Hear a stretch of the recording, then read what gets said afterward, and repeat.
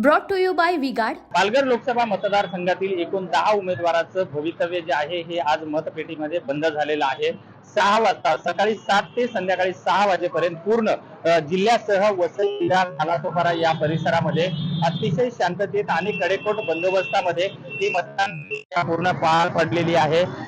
या पूर्ण पालघर लोकसभा मतदारसंघामध्ये भाइयों बहनों, उनके राज में पावर रहे अनस्टेबल और हम रखे सब स्मूथ और स्टेबल।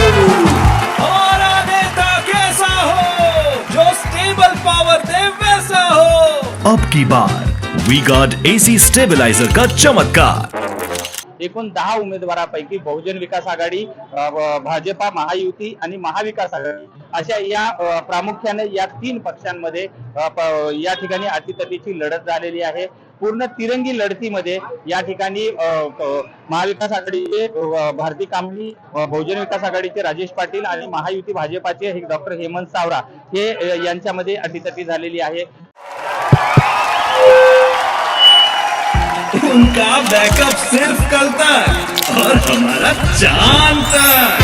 हमारा नेता कैसा हो जो नॉन स्टॉप बैकअप दे वैसा हो। अब की बार वी गार्ड इन्वर्टर बैटरी का चमत्कार। सायंकाळी 5 वाजेपर्यंत जवळपास 54% ही मतदान या ठिकाणी पूर्ण जिल्ह्यात झालेलं आहे.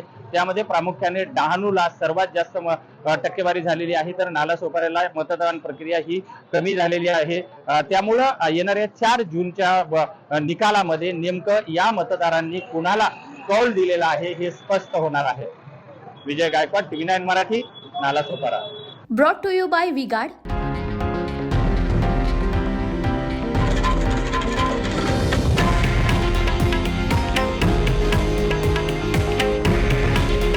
हे आहे देशातील नंबर 1 न्यूज नेटवर्क आणि आपण पाहत आहात TV9 मराठी. काळजी तुमची, हित महाराष्ट्राचं.